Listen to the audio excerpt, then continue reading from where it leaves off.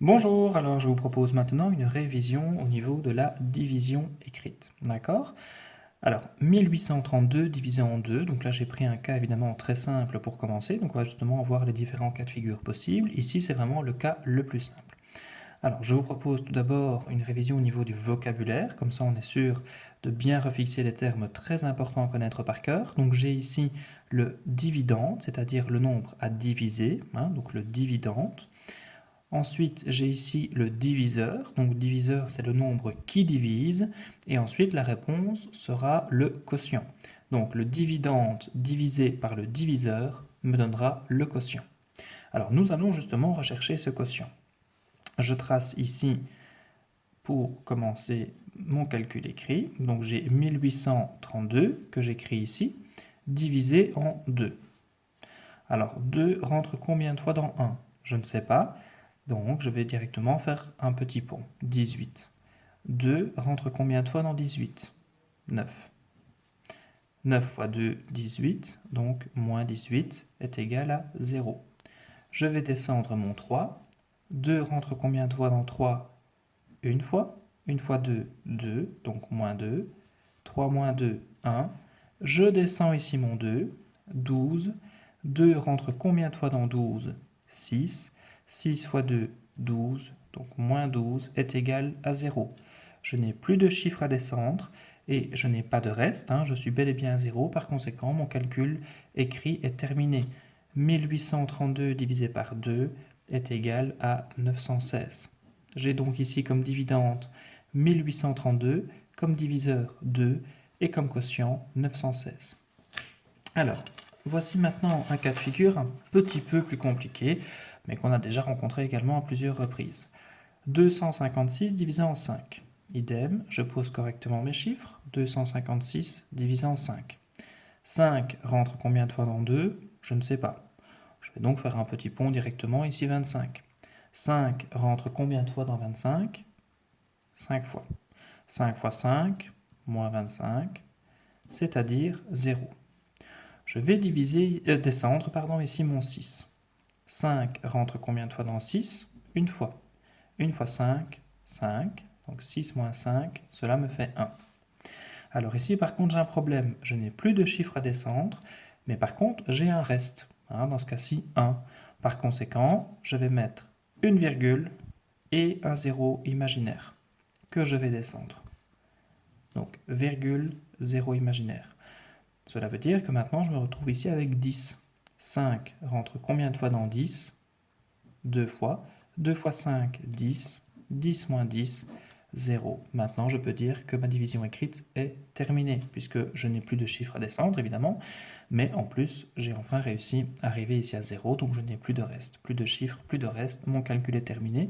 256 divisé en 5 est donc égal à 51,2. Mon quotient est donc de 51,2. Alors, troisième cas de figure que je vous propose maintenant. Alors, c'est un cas de figure où je me retrouve avec un nombre à virgule comme dividende. C'est pas très compliqué, mais on va quand même le revoir. Je repose mes chiffres tout à fait normalement. 2474,7 divisé en 4. 4 rentre combien de fois dans 2? Je ne sais pas. Je vais essayer de passer à 24. 4 rentre 6 fois dans 24. 6. 6 fois 4, 24. Donc 24 moins 24, 0. Je descends mon 7. 4 rentre combien de fois dans 7? Une fois. 1 fois 4, 4. Alors 7 moins 4, 3. Je descends mon 4. 4 rentre combien de fois dans 34? 8. 8 fois 4, 32. 34 moins 32, 2. Alors ici, attention, attention, je me retrouve avec ma virgule, d'accord? Et lorsque j'ai une virgule au dividende, c'est pas compliqué. Quand je vois ma virgule, je la mets directement dans ma réponse. Je la vois, je la mets ici directement avant de continuer. Je vais continuer ensuite normalement. Je descends le 7, donc 27. 4 rentre combien de fois dans 27? Alors, 6 fois. 6 fois 4, 24. 27 moins 24, 3. Je rajoute un 0 imaginaire. que je vais descendre. 30. 4 rentre combien de fois dans 30? 7 fois. 7 fois 4, 28. Il me reste 2. Je remets encore un zéro imaginaire, hein, et je vais continuer comme ça jusqu'à ce que j'ai terminé, c'est-à-dire plus aucun reste. 20. 4 rentre combien de fois dans 20? 5. 5 fois 4, 20. 20 moins 20, 0. J'ai enfin terminé mon calcul. Donc encore une fois, j'ai ici plusieurs cas de figure. On a d'abord travaillé l'exemple A. Donc j'ai ici un nombre sans virgule, un nombre sans virgule. Cas le plus facile. Alors ici, idem, j'ai un nombre sans virgule et un nombre sans virgule. Le problème, c'est qu'il y a un moment donné où je vais me retrouver avec un reste. Donc, si maintenant je n'arrive pas à arriver à 0, je mets une virgule au quotient et je continue mon calcul avec des zéros imaginaires jusqu'à arriver à 0. D'accord?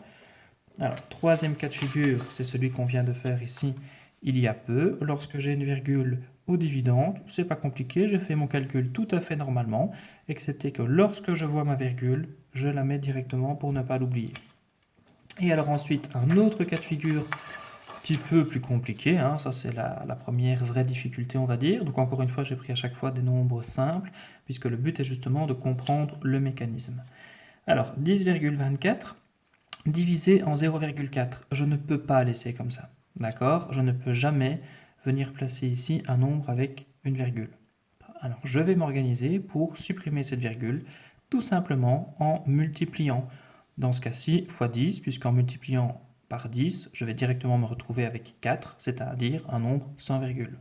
Attention, si je multiplie par 10 d'un côté, je multiplie par 10 de l'autre, c'est-à-dire 10,24 va devenir 102,4. D'accord? X 10 d'un côté, x 10 de l'autre. D'accord? Et tout simplement, si maintenant je veux vérifier, hein, d'accord, lorsque je fais 4 divisé en 2, j'arrive à 2. Si maintenant je fais 40 divisé en 20, je vais aussi arriver à 2. D'accord? Je pourrais même encore aller un peu plus loin. Si maintenant je multiplie des deux côtés par 100, 400 divisé par 200, je vais aussi arriver à 2. D'accord? Donc vous voyez bien que je peux très bien multiplier par 10 de chaque côté. Cela ne va jamais changer la réponse. Mais par contre, ça me permettra justement dans ce cas-ci de ne plus avoir de virgule au niveau du diviseur. Je vais donc faire mon calcul. 102,4 divisé en 4. Et je suis parti comme un calcul tout à fait normal. 4 rentre combien de fois dans 1? Je ne sais pas. Je fais un pont. 4 rentre 2 fois dans 10, donc moins 8. 10 moins 8, 2. Je descends le 2. 4 rentre 5 fois dans 22. 5 fois 4, 20. 22 moins 20, 2. Attention, je vois la virgule, je la mets. Ne jamais oublier. Je descends mon 4. 4 rentre combien de fois dans 24? 6. 6 fois 4, 24. 24 moins 24 est égal à 0. Voilà. Donc encore une fois, lorsque je me retrouve avec une virgule au niveau du dividende, cela ne pose aucun problème, excepté que lorsque je la vois, je la mets directement. Par contre, dans ce cas-ci, lorsque je me retrouve avec une virgule au niveau du diviseur, attention, je ne peux pas poser mes chiffres et faire un calcul écrit en ayant une virgule ici au niveau du diviseur. Donc je vais donc multiplier par 10 dans ce cas-ci, hein, puisque je n'avais qu'un chiffre après la virgule. Maintenant, il est clair que si j'avais eu un calcul, par exemple, divisé en 0,41, dans ce cas-là, j'aurais dû multiplier par 100 pour ne plus avoir de virgule. Quoi qu'il en soit, je multiplie par 10, 100 ou éventuellement 1000, hein, même encore plus si j'ai envie, mais je multiplie par un nombre qui me permettra d'obtenir un nombre sans virgule. Dans ce cas-ci, x 10 est égal à 4, mais ne surtout jamais oublier le plus important, si je fais x 10 d'un côté, je fais x 10 de l'autre, si je fais x 100 d'un côté, je fais x 100 de l'autre, etc. Voilà, à bientôt.